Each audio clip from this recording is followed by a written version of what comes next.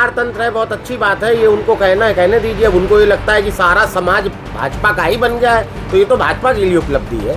अब उनको ये लगता है कि आम जनमानस भी अपनी एक बात बता रहा है, वो भी भाजपा प्रशंसक भाजपा प्रचार कर रही, तो ये तो भाजपा के लिए अच्छी बात है, उनके लिए तो समस्या की बात है ही। जो 18% हम लोगों से टैक्स करता है, इसको 12% स्लैब पे लाया जाए। तो उसके लिए सांसद जी ने अभी पहल की या करेंगे आगे चल के, मुकदमा लिखा के गोली खाते।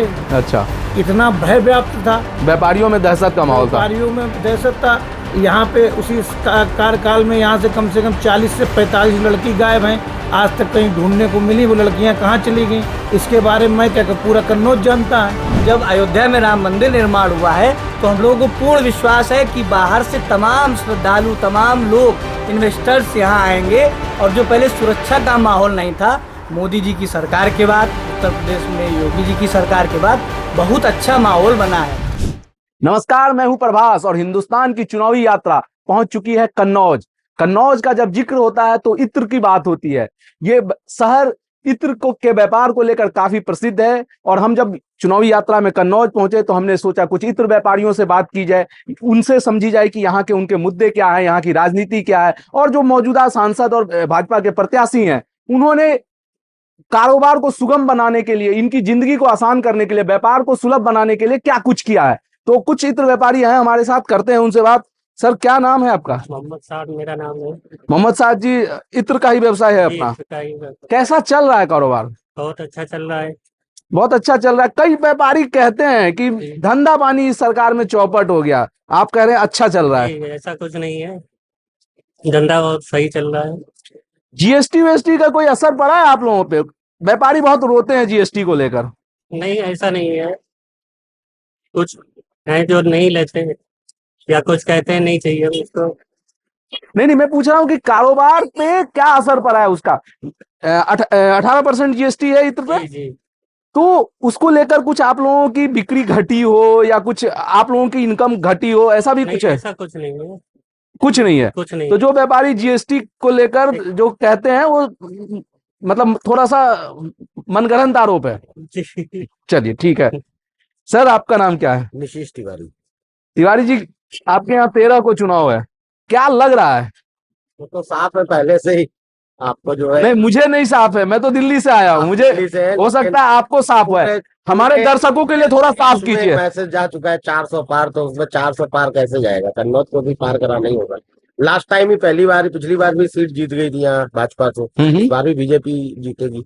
पर चर्चा है कि अखिलेश यादव लड़ेंगे 3 सपा बार से। हमारा प्रत्याशी है यहाँ से, 3 बार से सपा के ही खिलाफ लड़ रहा है, अखिलेश के खिलाफ। कोई नई बात नहीं है, सोचना उन्हें, अभी तक वो अपना प्रत्याशी का नाम भी नहीं घोषित कर। आपका प्रत्याशी भाजपा से है क्या? भाजपा से। क्या? मैं भाजपा से नहीं हूँ। हाँ। जरूरी थोड़ा ना हर आदमी का, मैं एक व्यापारी हूँ नॉर्मल, लेकिन भाजपा ऐसे काम करती है कि मुझे पता नहीं क्यों लगता है कि ये अच्छी पार्टी है, इसी की तरफ रहना। अच्छा, नहीं, आप करें ना मेरा प्रत्याशी। देखिए, आप मेरे पहनावे को देखेंगे तो आज रामनवमी का दिन है, क्योंकि मैं इन सब चीजों। नहीं, रामनवमी किसी पार्टी से, किसी से जुड़ा नहीं है। ये बता रहा हूँ, ये भारतीयता का पर्व है। आज भगवा रंग का जो है टी शर्ट पहना हुआ है, तो उसका कोई उससे भाजपा से लेना देना नहीं है। वरना मैं भाजपा का प्रशंसक इसलिए कह सकते हैं कि देखिए, समाज में मेन चीज होती है कि एक तो सेफ्टी सबसे बड़ी चीज है, क्योंकि सपा सरकार में ये सब चीजें बहुत दूर की बातें होती थी। मैंने पिछली भी कई बार भी यहाँ पर टीवी में साक्षात्कार हुए, तो उसमें पिछले चुनाव में ये बात मैंने रखी खुल के कि मैं यहाँ दुकान में बैठा हूँ, लेकिन अगर सपा सरकार होती तो मेरा टेंशन में ये रहता कि बच्चा मेरा स्कूल गया, सही सलामत घर पहुंचेगा कि नहीं पहुंचेगा। अच्छा, ये सच में होता था या आप लोग भाजपा के समर्थक हैं इसलिए कह रहे हैं? ये सच में होता था सर। क्या पेपर में आपने देखा नहीं, आए दिन ये घटनाएं आम होती थी। कहीं किसी का बच्चा उठ रहा है, बच्चे की बात छोड़िए, बच्चे के बाप तक उठ जाते थे। कहीं कोई मर रहे हैं, क्या अब सब चीजें गायब? जब हम सपा के नेताओं से बात करते हैं ना, तो वो कहते हैं ये सब सपा के नेताओं से। एक बात, मेरी बात सुन लीजिए। तो वो कहते हैं ना, ये सब भाजपा वालों का ना प्रचार तंत्र बहुत मजबूत है। प्रचार तंत्र है, बहुत अच्छी बात है, ये उनको कहना है, कहने दीजिए। अब उनको ये लगता है कि सारा समाज भाजपा का ही बन गया है, तो ये तो भाजपा के लिए उपलब्धि है। अब उनको ये लगता है कि आम जनमानस भी अपनी एक बात बता रहा है, वो भी भाजपा प्रशंसक भाजपा प्रचार कर रही, तो ये तो भाजपा के लिए अच्छी बात है, उनके लिए तो समस्या की बात है ही कि एक आम आदमी भी प्रवक्ता बन जाए। अच्छा, ठीक है, बहुत अच्छी बात है। आपका भी इत्र का व्यवसाय है? कैसा चल इसी में? पैदा इसी में हुए, मतलब पुश्तैनी व्यापार। अच्छा, कैसा चल रहा है कारोबार? बहुत अच्छा चल रहा है, बहुत अच्छा चल रहा है। तो हम जैसे अभी कल कानपुर में थे, कुछ व्यवसायियों से बात कर रहे थे, तो वो कह रहे थे कि कोविड के बाद से धंधा वापस उस लेवल पे नहीं आया। कोविड के बाद वाली बात पे अगर आएंगे तो वाकई में वो लेवल पे अगर जाएंगे तो वाकई में उस तरीके का व्यापार तो नहीं है, लेकिन उसका दूसरे पहलू पे जाएंगे तो कोविड के बाद सर क्या हुआ है कि ऑनलाइन व्यापार एकदम से उछल गया है, तो ऑनलाइन में बहुत अच्छा उछाल है, तो उस वजह से व्यापार को हमने अपने थोड़ा सा स्विच कर लिया। हम यहाँ पर फिजिकल विजिट करने वाले बंदे को यहाँ दुकान पे भी इतर बेच रहे हैं, लेकिन साथ में जो बंदा लेके गया तो उसको हमने अपना कार्ड दे दिया, उसने घर पे ही मंगा लिया, तो हमारा व्यापार और आगे बढ़ गया। अच्छा, तो आप लोग भी अमेजोन, फ्लिपकार्ट ये सब पर उपलब्ध? फ्लिपकार्ट पे नहीं देते, लेकिन हम डायरेक्ट अपने नंबर के थ्रू, व्हाट्सएप के थ्रू मैसेजिंग हो जाती है, जो चीज वो लेके गया उस पर तो ट्रस्ट हो ही गया उसका, तो और भी 4 चीजों पे वो ट्रस्ट हो जाता है उसका एक चीज के जरिए से। व्यापारियों की एक और समस्या है कि सरकार ना ये ऑनलाइन कारोबार पे रोक नहीं लगा रही या उनमें कोई टैक्स नहीं बढ़ा रही। उनका कहना है कि टैक्स बढ़ा दे ताकि वो सस्ते पर बेच रहे हैं, उससे हमारा कारोबार प्रभावित हो रहा है। ये आगरा में भी हमने बात की, बरेली में भी बात की और कई जगहों पे बात की, तो उनका कहना है कि ऑनलाइन की वजह से हमारा कारोबार बहुत प्रभावित हुआ है। देखिए, वो जितने भी आदमी बातें कह रहे हैं ना, वो साइड में ऑनलाइन भी कर रहे हैं। अब जो ऑनलाइन नहीं कर पा रहा है उसको देखिए दिक्कत आएगी।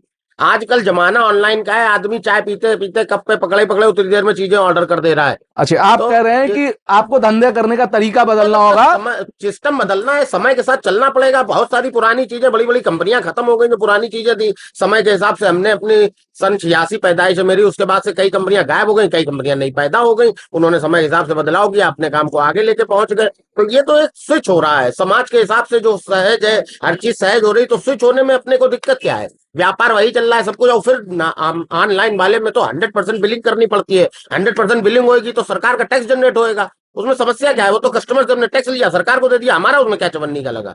अच्छा, एक चीज बताइए, आप लोग जो होता है कि हम लोग जो भारत के पारंपरिक इत्र है उससे करते हैं, ये जो मॉडर्न टाइप के जो परफ्यूम ब्रांड्स हैं उससे आप लोगों का कितना कंपटीशन रहता है? ये कोई कंपटीशन ही नहीं है। हम ऑल ओवर वर्ल्ड में वो चीज बनाते हैं जो विश्व में और कहीं बनती नहीं। मिट्टी का अतर, मेहंदी का अतर, गुलाब का अतर, बेले का अतर, ये पृथ्वी पर सिर्फ और सिर्फ पूरा कन्नौज ही बनाता है और कोई नहीं बनाता है।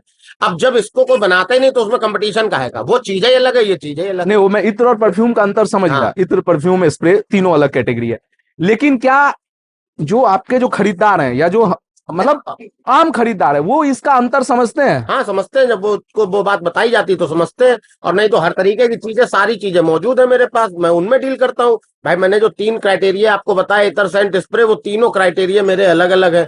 अब वो तीनों क्राइटेरिया जब अलग अलग है, तीनों में से जिसकी उसने डिमांड करी, हमने वो चीज उसको प्रोवाइड कर दी। चलिए, ठीक है।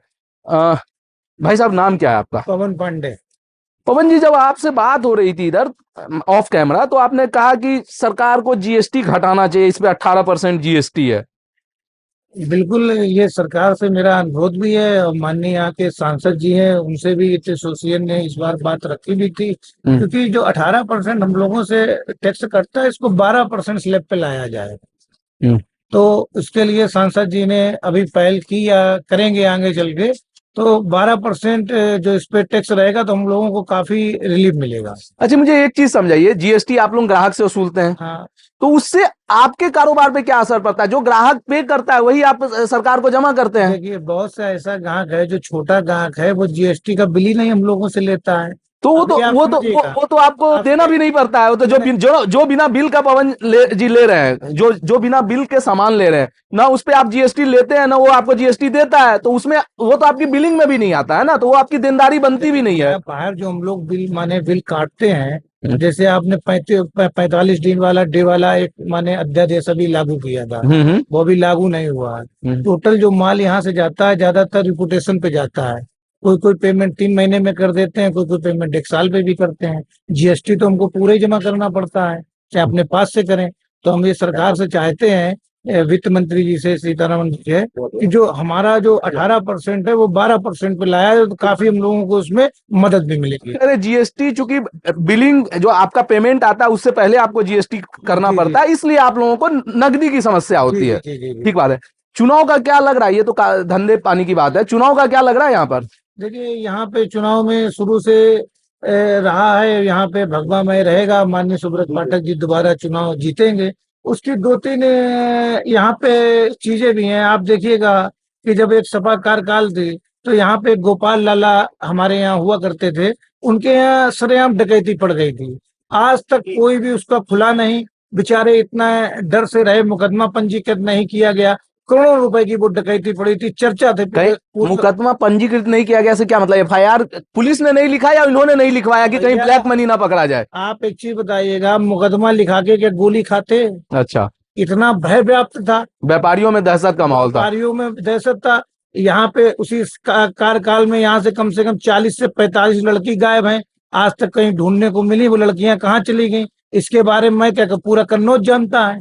इस पे तो आप इसको चिंतन करके दिखाइए। जो 40-50 लड़कियां यहाँ से गायब थी, इनमें सीबीआई इंक्वायरी होना चाहिए। कम से कम पता तो चले वो मेरी बहन बेटियां कहाँ चली गई। आज तक वापस नहीं आज तक नहीं वापस आई। जिसने वापस के लिए अगर मुकदमा कौन करता? जो मुकदमा करता वो लठ खाता, तो कौन भैया करता? तो ये समस्याएं हैं। आप कह रहे थे, मतलब आपके पहले बोलने वाले भी कह रहे थे कि ये भाजपा का घर है, पर भाजपा का घर कैसे, मुझे ये समझाइए। देखिए, सबसे पहले जो पूर्व की सरकारें रही हैं, इन्होंने कोई काम ही नहीं किया। माननीय मोदी जी जब से सरकार में, सबका साथ सबका विकास, सन 1947 में देश आजाद हुआ था। आज अगर 1 रुपया चलता है तो 1 रुपया पूरा आपके खाते में आता है। ऐसी एक आप सरकार बता दीजिए, आप तो माने एक चौथे खंभा हैं मीडिया के, कि आज तक किसी ने प्रधानमंत्री आवास दिया हो। सीधे 2.5 लाख रुपए मिल रहा है जो गरीब तबका था। आप समझिए। सर इंदिरा आवास योजना पहले भी था, उसका नाम बदला है और राशि बढ़ी है। देखिए, इंदिरा जो आवास था वो केवल कागजों में आवास था। आज आप जाइए कन्नौज में, केवल कन्नौज में कम से कम यहाँ पे मकान बने हुए 5000 मकान। आप चाहे मौसमपुर चले जाइए या पूरे जिला में अगर आप करेंगे तो 35,000 मकान है जो गरीबों को छत मिली है। उसके बाद फ्री राशन मिल रहा है। आज हमारे यहाँ अगर कोई बाई चांस बीमार पड़ जाता है तो मेरी जो बहन है या हमारी भाभी हुई, कोई भी पति भूखा नहीं रहेगा। उसके लिए प्रधानमंत्री जी ने राशन का भी इंतजाम किया हुआ है। और राशन के इंतजाम को लेकर भी लोग, मध्य वर्ग में बहुत नाराजगी है। बहुत सारे लोग कहते हैं, जो आपके जैसे व्यवसायी या थोड़ा सा संपन्न क्लास के लोग हैं, वो कहते हैं कि फ्री में इनको अनाज मिल रहा, लेबर मिलने में बहुत दिक्कत हो गई है। अब देखिए, ऐसा है कि इस जो संसार है, संसार में हर चीज का कहीं ना कहीं हर की कीमत रहती है। तो इसलिए हमारा मध्यम वर्ग है, अब बेचारा खा रहा पी रहा है, खुशहाल है। अब थोड़ी महंगाई हो रही है तो 400 रुपए 500 रुपए तो लेबर लेगा। भाई, आपकी भी तो पैदा बढ़ रही है। पहले जो पैदा थी आज की पैदा है, अंतर नहीं है। जब पैदा बढ़ रही है तो लेबर बढ़ रहा है, तो उसमें क्या दिक्कत है? चलिए ठीक है, सबका अपना अपना पक्ष है। क्या आपका नाम क्या है? पाल पांडे। पांडे जी इत्र व्यापार से ही जुड़े। ये बताइए, क्या लग रहा है यहाँ पे? आप बहुत युवा दिख रहे हैं, पहले वोट डाला है आपने? जी, इससे पहले भी मैंने डाला है। मेरी उम्र 27। अच्छा, चलिए तब तो मुझे लग रहा है 2-3 वोट डाल चुके होंगे। मुद्दा क्या है आपके यहाँ का? कन्नौज का मुद्दा क्या है? देखिए, कन्नौज का मुद्दा, चूंकि हमारा कन्नौज इत्र व्यवसाय से जुड़ा हुआ है, अभी सभी लोगों ने अपनी अपनी बात रखी। सबसे बड़ी बात है, जब से कोरोना महामारी आई, कहीं ना कहीं व्यापार में बहुत दिक्कतों का सामना सबको करना पड़ा। लेकिन जब से अयोध्या में श्री राम मंदिर का निर्माण हुआ है, हम सभी व्यवसायों में एक बहुत उमंग आई है। क्यों आई? उसकी वजह 2-3 है। सबसे प्रमुख वजह यह है कि पहले जो उत्तर प्रदेश में इन्वेस्टर नहीं आता था, पर्यटन स्थल अच्छे नहीं थे, तो पर्यटक नहीं आता था। आज कहीं ना कहीं जब अयोध्या में राम मंदिर निर्माण हुआ है, तो हम लोगों को पूर्ण विश्वास है कि बाहर से तमाम श्रद्धालु, तमाम लोग, इन्वेस्टर्स यहाँ आएंगे। और जो पहले सुरक्षा का माहौल नहीं था, मोदी जी की सरकार के बाद, उत्तर प्रदेश में योगी जी की सरकार के बाद बहुत अच्छा माहौल बना है। जब वे अयोध्या आएंगे तो जो इत्र या इत्र को पसंद करते हैं वो कन्नौज भी आएंगे। तो कहीं ना कहीं हमारे इत्र व्यवसाय को भी इससे बहुत फायदा होने। हम मुरादाबाद में थे तो वहां कुछ हम पीतल के जो बर्तन या पीतल के जो सामान बनाते हैं उन कारीगरों से बात कर रहे थे, तो वो काफी लोग दिया बना रहे थे। तो हमने कहा, दिया इस समय इतने बड़े पैमाने पर क्यों बना रहे हैं? तो उनका कहना था कि रामनवमी आने वाला है और अयोध्या में बहुत पर्यटक आएंगे, तो हमारे दिए की बिक्री वहां बढ़ सकती है। ऐसा कुछ आप लोगों ने भी अनुभव किया है क्या कि चूंकि अयोध्या या इस सरकार में काशी विश्वनाथ का विकास हुआ, तो कुछ आप लोगों के सामानों की भी बिक्री बढ़ी है क्या उन इलाकों में? बिल्कुल, बहुत बड़ी है। और जब प्राण प्रतिष्ठा का पावन कार्यक्रम हुआ था तो हमारे कन्नौज वासियों की तरफ से सभी ने खूब इत्र, गुलाब जल, नहीं, वो तो आपने श्रद्धा में भेजे थे। मैं कह रहा हूँ बिक्री बढ़ी है क्या आप लोगों की? बिक्री बढ़ी है अयोध्या में। जैसे अगर आपके सामानों की मांग बढ़ गई हो, दुकानदार कह रहे हैं कि हमको अगरबत्ती भी आप लोग देखा मैंने, मतलब खुशबू वाली अगरबत्ती सब और जगह बड़ी है, अयोध्या में भी बड़ी है, बनारस में भी बड़ी है। हम लोग सभी लोगों से जुड़े हुए हैं, तो हमारी सभी पार्टियां हैं, सब जगह बहुत अच्छा हम लोगों को ऑर्डर अब निकल रहा है, काफी राहत। आप कह रहे हैं कि पर्यटन को जो बढ़ावा मिला है उससे आप लोगों की आय बढ़ रही है। बिल्कुल। सर क्या नाम है आपका? आशुतोष मिश्रा। आशुतोष जी, आप भी इत्र व्यवसाय से ही जुड़े हैं? नहीं सर, क्या करते हैं आप? हम टूथ पाउडर काम करते हैं। टूथ पाउडर का? जी। अच्छा, टूथ पाउडर अभी भी बनता है? मुझे तो लगा एक जमाने में हम लोग लोकल टूथ पाउडर देखते थे, पर अब महानगरों में एकदम उसकी खपत खत्म हो गई है। तो क्या क्या है आपका बाजार कहाँ पर है? बाजार हमारा कन्नौज है, हरदोई है, फरकाबाद है, बांगरमऊ है। अच्छा, तो थोड़ा सा बताइए किस तरह का टूथ पाउडर बनाते हैं? जैसे वो कोलगेट, डाबर लाल, दंत मंजन। आयुर्वेदिक टूथ अच्छा, पाउडर। आयुर्वेदिक टूथ पाउडर है। उसकी क्या खासियत है? दांतों में दर्द, ठंडा गर्म पानी, खून आता है तो 2 बार करिए, 10 मिनट लार रोकिए और तुरंत ठीक हो जाइए। अच्छा, तुरंत ठीक हो जाइए। तुरंत ठीक हो जाइए। सब रोगों की एक दवा जी। आपका टूथ पाउडर दंत वज्रा। दंत वज्रा, ठीक है। बताइए, आपने सारे जो अपने साथी कारोबारी हैं उनको सुना, वो कह रहे हैं कि सुरक्षा का माहौल है बना है जिससे कारोबार बढ़ा है, पर काशी और अयोध्या में भी जो ज्यादा पर्यटक आने लगे हैं उनसे उनका व्यवसाय बढ़ा है। आपके व्यवसाय की क्या स्थिति है? बढ़ा है सर, बढ़ा है? बढ़ा है। क्या काम किया है ऐसा उन्होंने कि आप लोगों के चहेते हैं, लाल हैं? दो चीज है, कन्नौज का सबसे बड़ी समस्या ये है कि हम अगर अभी रात में जो भी चाहे मिल लेंगे जाके। अच्छा, अगर कोई बाहरी व्यक्ति आ जाता है तो पहले उनसे मिलने के लिए मैं फोन करूंगा, बात समझते रहिए, बहुत महत्वपूर्ण बात है। फिर मैं उनसे फोन करूं, उनके पीए से अपॉइंटमेंट लूं। हाँ। ऐसे उनके घरे सुब्रत पाठक चाहे हो ना हो, उनकी मम्मी होंगी, उनकी घर में भाभी हमारी होंगी, जाके भैया हमें करना दादा काम, तो उनकी भाभी मिलाएंगी, लो भैया नेताजी से बात करो। अच्छा, एक चीज बताइए, सपा सरकार में ही 2017 से पहले इत्र पार्क की घोषणा हुई थी यहाँ पे, आज तक नहीं बना, और आप लोग कह रहे हैं सुब्रत पाठक बहुत काम करते हैं। सुब्रत पाठक जो काम करते 2 साल तो कोरोना में चला गया, इसी सरकार में कोरोना आया था इससे पहले। अब धीरे करके जमीन मिल रही, काम भी होगा। अच्छा। कारोबार पार्क से नहीं, कोई पार्क जब बनेगा तब उस पे होगा। हमारा लोगों को ऑल ओवर जो कंट्री जहाँ जिसका माल जाता है वहां जाता है। चलिए, ठीक है, इसमें कोई दिक्कत वाली बात नहीं। ठीक है। तो ये आपने कन्नौज के कुछ इत्र व्यापारी और सामान्य कारोबारी थे जिनको आपने सुना। इनका कहना है कि जो मौजूदा सांसद और भाजपा के प्रत्याशी सुब्रत पाठक है, उनके कामकाज से हम संतुष्ट हैं, मुकाबला रोचक होगा।